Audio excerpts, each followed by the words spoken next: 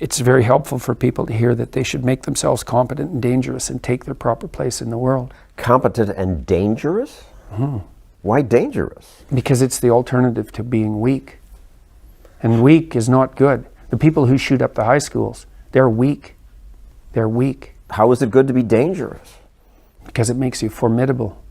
And life is a very difficult process, and it's not for, you're not prepared for it unless you have the capacity to be dangerous. That doesn't mean that you should be cruel. It doesn't mean any of that. There's a statement in the New Testament, the meek shall inherit the earth.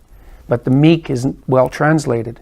It means something more like those who have swords and know how to use them but keep them sheathed will inherit the world.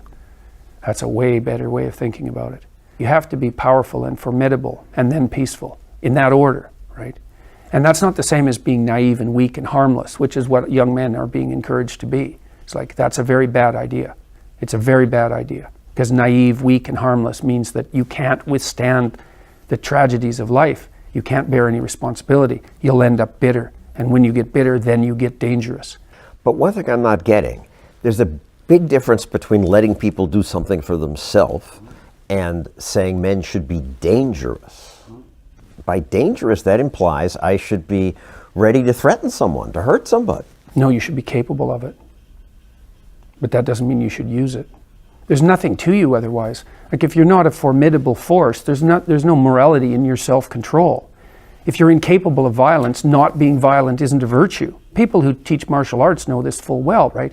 If you learn a martial art, you learn to be dangerous, but simultaneously you learn to control it. Both of those come together. And the combination of that capacity for danger and the capacity for control is what brings about the virtue. Otherwise you confuse weakness with moral virtue.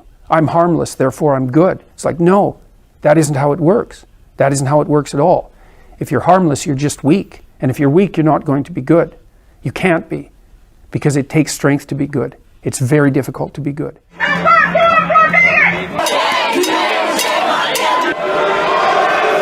And your critics, your female critics say, you men are already stronger than we.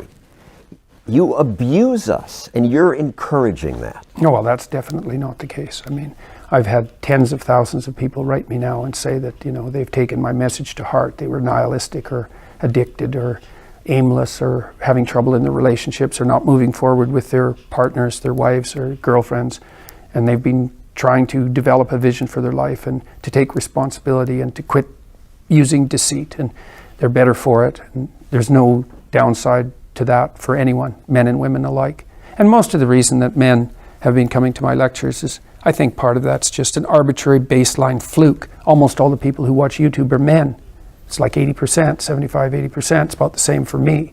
So it might be that my message is particularly attractive to young men, or it might just be that, I was particularly popular on YouTube and that's mostly a male domain. Yeah, it's popular with young men because you're saying, yeah, go ahead, abuse women. No, I've never said anything like that. And I think that's... It's okay to Absolutely. hate trans people. No, it's not okay particularly to hate anyone, maybe even your enemies. And what I've talked about has virtually nothing to do in any real technical sense with trans people. The stance I took on Bill C-16 was an anti-compelled speech stance, and I stand by it. Government. Absolutely. There's never been a piece of legislation in the history of the English common law that compelled private speech. Not once. There has been legislation that compelled commercial speech. So, for example, if you sell tobacco, you have to put a warning on the product.